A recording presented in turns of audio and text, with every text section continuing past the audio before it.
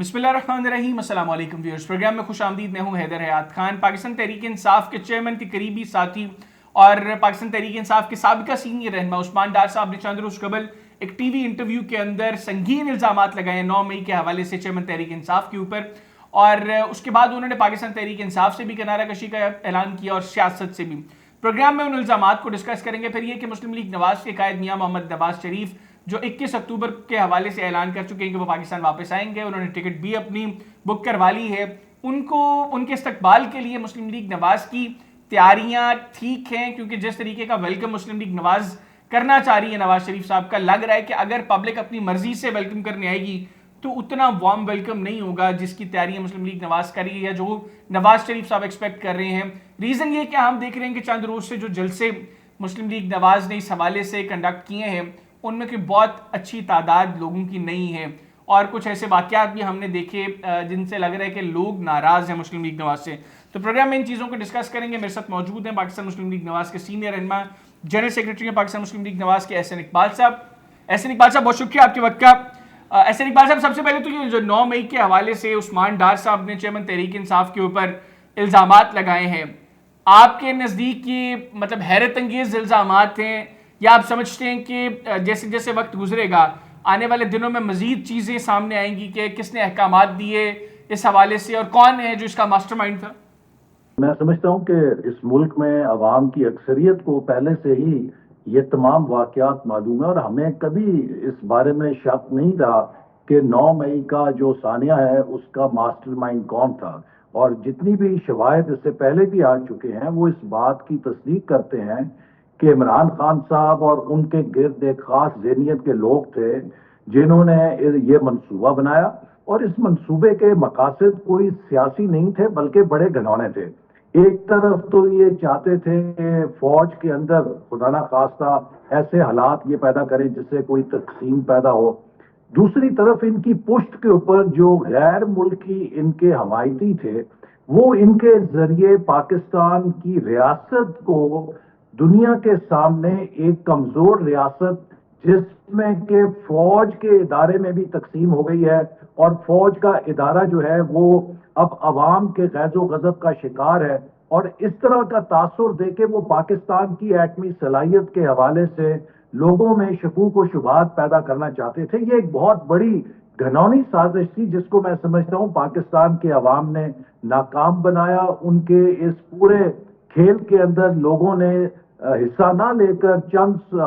100 लोग या चंद दर्जन लोग ज्यादा से ज्यादा मुख्तलिफ जगहों पर इकट्ठे हो सके, उससे ये नाकाम हो गया। अच्छा एहसन इकबाल साहब, उस्मान डार साहब ने जो दूसरा बड़ा इंकशाफ किया वो ये था कि जनरल आसिम मुनीर साहब की बतौर आर्मी चीफ तैनाती रुकवाने के लिए जो सब कुछ हुआ ये बेसिकली वो तैनाती रुकवाने के लिए किया गया, और जब तैनाती नहीं रुकवाई जा सकी, तैनाती हो गई, तो उसके बाद फौज में बगावत की कोशिश की गई। जिस वक्त जनरल आसिम मुनीर साहब को अपॉइंट किया गया, आप उस वक्त चूंकि कैबिनेट का हिस्सा थे, आप सीनियर मिनिस्टर थे, आपके नज़दीक उस्मान डार साहब का के इस क्लेम में कितना वजन है जो उन्होंने जनरल आसिम मुनीर साहब की तैनाती के हवाले से किया है? जी, मैं समझता हूँ कि ये उनकी बातें दुरुस्त हैं, क्योंकि इस तरह के पहले भी अंदिए थे कि पीटीआई की तरफ से ऐसी पेशकश हुई थी कि अगर हुकूमत ये यकीन दहानी कराए कि जनरल आसिम मुनीर को वो आर्मी चीफ नहीं मुकर्रर करेगी तो पीटीआई बहुत सारी शराइत पर बातचीत के लिए तैयार है। तो वो न जाने क्यों उनसे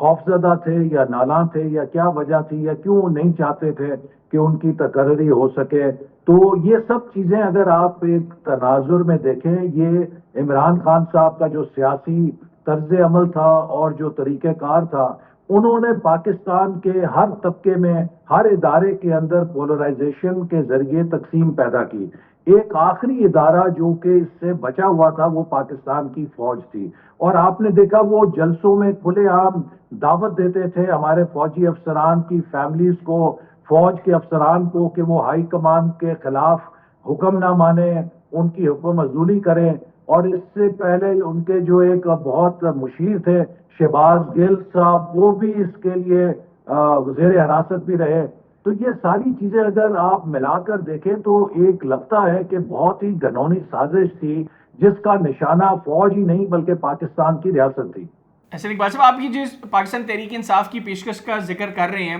کہ انہوں نے کہا تھا کہ حکومت جنرل عاصم منیر صاحب کو آرمی چیف تعینات نہ کرے تو حکومت کے ساتھ معاملات ٹھیک ہو جائیں گے، یہ مطلب واقعتاً یقین دہانی مانگی گئی تھی حکومت سے اور ایسی پیشکش باقاعدہ طور پر کی گئی تھی پاکستان تحریک انصاف کی جانب سے؟ دیکھیے، جو ان کی غیر رسمی بات چیت ہوتی تھی ہمارے کچھ لوگوں سے، اس میں انہوں نے اس طرح کے اندیے بھی دیے تھے. تو میں سمجھتا ہوں کہ یہ ان کی ساری جو کھیل تھا، اس کا مقصد فوج کے اندر ایک تقسیم پیدا کرنا تھا، اور یہ چاہتے تھے کہ جیسے انہوں نے عدلیہ میں ایک تقسیم پیدا کی ہے، اسی طرح فوج کے اندر بھی یہ پولرائزیشن پیدا کریں. اور اگر ہمارے ریاستی ادارے اس طرح مفلوج ہو جائیں گے تو پھر پاکستان کی ریاست کی ساکھ یا پاکستانی ریاست کی جو امیج ہے اس میں کیا لوگ اعتماد رکھ سکتے تھے. 9 مئی کو کی گئی، اور اس میں کسی حد تک میں خود کو بھی ہم علیحدہ نہیں کر سکتے. جب انہوں نے 2014 میں پارلیمنٹ پہ حملہ کیا تھا تو اس وقت اگر ان کو قرار واقع سزا مل جاتی تو شاید یہ چیپٹر بند ہو جاتا، لیکن اس وقت ہم نے پولیٹیکل ٹالرنس کے جذبے کے تحت یا اس حوالے سے کہ سیاسی انتقامی کارروائی کا تاثر نہ جائے، اس سے صرف نظر کیا. حالانکہ میں سمجھتا ہوں کہ اس وقت جب پارلیمنٹ پہ حملہ ہوا تھا تو ان کا اوپن ٹرائل ہونا چاہیے تھا، اور اسی طرح ان کو سزائیں دینی چاہیے تھی جس طرح امریکہ میں کیپٹل ہل کے اوپر حملہ کرنے والوں کو سزائیں مل رہی ہیں. اچھا حسن اقبال صاحب، یہ بتائیے گا، آج ایک تاثر یہ ہے، انفیکٹ پاکستان تحریک انصاف کے لوگ تو کلیم کرتے ہیں کہ وہ لوگ جو پاکستان تحریک انصاف کے چیئرمین کے نزدیک ہیں یا وہ لوگ جو پاکستان تحریک انصاف چھوڑنا نہیں چاہتے وہ اٹھا لیے جاتے ہیں اور اس کے بعد ان سے پریس کانفرنس کروائی جاتی ہے، اور یہ سراسر سیاسی انتقام ہے. آپ چونکہ خود 3.5 پونے 4 سال پولیٹیکل وکٹمائزیشن کا شکار رہے ہیں، اور اس وقت جب یہ تاثر تھا تو ہم لوگوں نے آپ کے حق میں بڑی آوازیں بھی بلند کی، ہم لوگ یہ بات بھی کرتے تھے. آج بھی جب وہی تاثر ہے تو آپ اس کے اوپر کیا کہیں گے؟ دیکھیے، پہلی بات تو میں یہ کہوں گا کہ اگر انہوں نے کوئی ایسی بات کی ہو کہ جو پہلے لوگوں کو معلوم نہیں ہے، یا خود پی ٹی آئی کے وہ لوگ بات نہیں کر چکے جن کو نہ کوئی لاپتہ ہونے کی شکایت ہوئی، نہ انہیں گرفتار کیا گیا.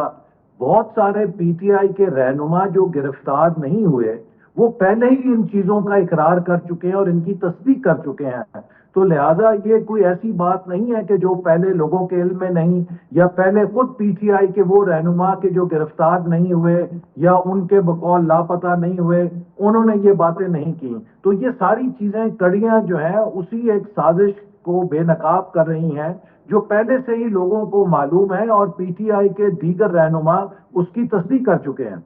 اچھا حسن اقبال صاحب، میاں نواز شریف صاحب نے ایک سٹیٹمنٹ دی جس کے اندر انہوں نے former chief of army staff general Qamar Javed Bajwa, general Faiz Hameed, former chief justice Saqib Nisar صاحب اور کچھ اور لوگوں کا نام لیے اور ان کے احتساب کی خواہش کا اظہار کیا. پھر انہوں نے یہ بھی کہا کہ یہ سارے لوگ اس پلاننگ کا حصہ تھے جو نواز شریف کو نکال کر پاکستان تحریک انصاف کے چیئرمین کو لانے کی جو سازش تھی اس میں یہ سب لوگ، یہ سب کردار اس میں شامل ہیں. اب ہم دیکھتے ہیں کہ نون لیگ مفاہمت کی باتیں اچانک شروع کر رہی ہے اور باتیں ہو رہی ہیں جی کہ اب وسیع تر ملکی مفاد کے اندر آگے کو دیکھنا ہے، پیچھے نہیں دیکھنا، چیزوں کو آگے کیری کرنا ہے. کیا معاملات طے ہو گئے ہیں کہ مسلم لیگ نواز اب ان انڈیویجولز کے احتساب کا کبھی ذکر نہیں کرے گی، کبھی بات نہیں کرے گی اس پہ، اور for the time being at least? میں سمجھتا ہوں کہ اس وقت ہمیں جس معاشی چیلنج کا سامنا ہے اس کی مثال ایسے ہے کہ کسی گھر کی 4 دیواری پہ آگ لگی ہو، اور اگر اس کے مکین اس وقت جب کہ چاروں طرف آگ لگی ہے ایک دوسرے کے ساتھ یہ سکور سیٹل کرنے لگ جائے کہ یہ آگ کس نے لگائی ہے تو وہ آگ پورے گھر کو جلا کے خاکستر کر دے گی. تو اس وقت تو ضرورت ہے کہ ہر کسی کو ہاتھ میں بالٹی دی جائے، وہ آگ کے اوپر پانی پھینکے اور اس آگ کو بجھائے تاکہ ہم اپنے گھر کو بچا سکیں. اور میں سمجھتا ہوں کہ جب الیکشن ہو جائے گا تو الیکشن کے بعد نواز شریف صاحب جو کہ پاکستان کے سینئر ترین سٹیٹسمین ہیں ان کے پاس یہ پوزیشن ہوگی کہ وہ ایک گرینڈ نیشنل ڈائیلاگ کا آغاز کریں جس کے نتیجے میں کوئی گرینڈ نیشنل ریکنسیلیشن ہو، جس سے یہ قوم جو کہ منتشر ہو چکی ہے سیاسی طور پہ، ادارہ جاتی سطح پر اور وفاق کی سطح پر، اس قوم کو دوبارہ جوڑنے کا بندوبست کیا جائے. چونکہ ان تمام بحرانوں سے ہمیں اگلے 5 سے 10 سال ایک جڑی ہوئی، ایک آپس میں سیسا پلائی ہوئی دیوار بن کے مضبوط قوم کے طور پہ ہی آگے بڑھنا ہے. اور اگر ہم نے ایک دوسرے کے ساتھ کانفلکٹس کیے مزید تو ہم پھر دھنس جائیں گے ان قرضوں کے اندر. اگلے 3 سالوں میں تقریباً 70 سے 72 ارب ڈالر کے ہم نے قرضے ادا کرنے ہیں.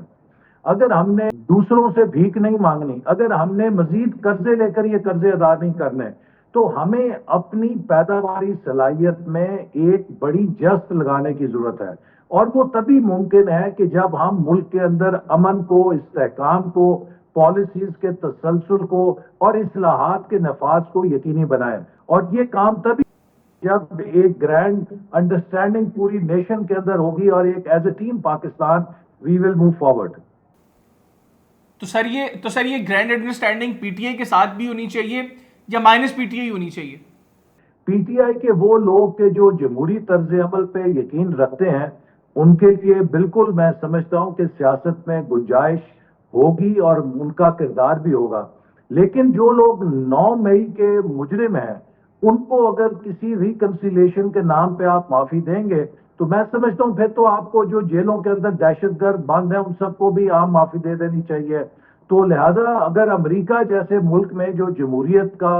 خود دعویٰ کرتا ہے کہ سب سے بڑا لیڈر ہے، وہاں پہ بھی کیپٹل ہل کے مجرموں کے لیے کسی قسم کی معافی نہیں اور انہیں 18 سال کی قید سنا کے جیلوں میں ڈالا گیا ہے اور ہزاروں کی تعداد میں ہیں وہ لوگ، تو پھر پاکستان اپنے ان جرائم پر کس طریقے سے نظر انداز کر سکتا ہے؟ اگر آپ ان کو چھوڑیں گے، کل کو کسانوں کا جلوس نکلے گا، مزدوروں کا نکلے گا، کلرکوں کا نکلے گا، سب کا دل کرے گا ہم بھی تھوڑی سی کوئی چھیڑ چھاڑ جا کے چونی کے اندر کر لیں، شاید ہماری بات زیادہ سنی جائے. تو قوم کو یا نظام کو کچھ اس کی سینکٹیز ہیں جن کو پروٹیکٹ کرنا پڑتا ہے. اور ریاست کے ادارے بھی کسی بھی ملک کے لیے ایک ریڈ لائن ہوتے ہیں. شخصیات ریڈ لائن نہیں ہوتے، ریاست ریڈ لائن ہوتا ہے، آئین ریڈ لائن ہوتا ہے اور ریاست کے ادارے ریڈ لائن ہوتے ہیں. کیونکہ اگر یہ منظم ہو جائیں تو پھر ریاست کا وجود قائم رہنا مشکل ہو جائے. اچھا حسن اقبال صاحب، الیکشن کمیشن آف پاکستان نے جنوری کے آخری ہفتے میں انتخابات کا اعلان کیا ہے. سینیٹر رضا ربانی صاحب نے اس حوالے سے خط لکھا ہے کہ ایگزیکٹ تاریخ کا اعلان کیا جائے. پھر خورشید شاہ صاحب وہ یہ نون لیگ کی طرف اشارہ کرتے ہوئے کہہ رہے ہیں کہ آپ لوگوں کو صرف حکومت سے غرض ہے، آپ لوگوں کو جمہوریت کے ہونے یا نہ ہونے سے فرق نہیں پڑتا، آپ لوگوں کے لیے حکومت میٹر کرتی ہے اور آئین کے مطابق 90 روز کے اندر انتخابات ہونے چاہیے. اب سوال یہ ہے کہ ان اینی کیس اگر الیکشن کمیشن کے مطابق جو جنوری کا آخری ہفتہ ہے اس میں بھی الیکشنز نہیں ہوتے، الیکشنز 2-3 ماہ کے لیے یا اس سے بھی زیادہ عرصے کے لیے آگے ہو جاتے ہیں، تو ایسی صورت میں نون لیگ کا پوائنٹ آف ویو کیا ہوگا، نون لیگ کا موقف کیا ہوگا؟ بالکل ہم چاہتے ہیں کہ الیکشن کمیشن کو تجویز دی تھی کہ کس طریقے سے جو حلقہ بندی کا عمل ہے اس کو مزید 10 سے 15 دن کم کیا جا سکتا ہے. اور ہماری ان تجاویز کی روشنی میں 15 دسمبر کی جو حتمی حلقہ بندی شائع کرنے کی تاریخ ہے وہ 30 نومبر تک 15 دن پیچھے ہوئی. اور ہم مطالبہ کرتے ہیں کہ آخری ہفتے میں الیکشن ہونا چاہیے. اگر کسی بھی بنیاد پر اس کا التوا کیا گیا، نہ وہ ملک کے لیے ٹھیک ہے،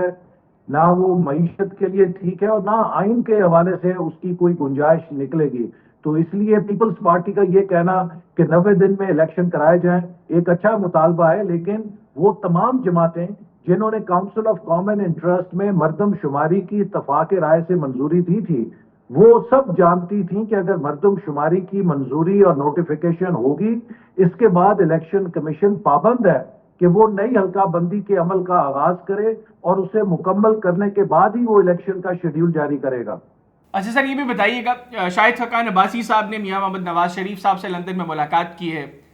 کیا یہ عباسی صاحب کی میاں صاحب کے ساتھ الوداعی ملاقات ہے؟ میں امید کرتا ہوں کہ ایسی بات نہیں ہوگی، چونکہ شاہد خاقان عباسی صاحب ہمارا ایک قیمتی اثاثہ ہیں اور لہٰذا ان کے ہو سکتا ہے کوئی تحفظات ہوں، کچھ پالیسیز کے حوالے سے خیالات ہوں اور انہوں نے نواز شریف صاحب سے ملاقات کی ہے. تو اس کے بعد میں امید کرتا ہوں کہ ان کا ضرور ازالہ ہوگا اور وہ ہمارے ساتھ رہیں گے، کیونکہ ان کی پارٹی کے لیے بڑی قربانی ہے. میرے ساتھ وہ جیل میں بھی رہے اور بڑی ثابت قدمی کے ساتھ رہے، تو اس لیے میں امید کرتا ہوں کہ انشاءاللہ تعالی معاملات ٹھیک ہوں گے. بالکل ٹھیک, بہت شکریہ احسن اقبال صاحب, آپ نے پروگرام کے لیے خصوصی طور پر وقت نکالا. ناظرین, مسلم لیگ نواز کے سینئر رہنما اور جنرل سیکریٹری احسن اقبال صاحب ہمارے ساتھ موجود تھے, ان کی گفتگو آپ نے سنی. آج کے پروگرام سے مجھے اور میری ٹیم کو اجازت دیجیے. اللہ حافظ. پاکستان زندہ باد.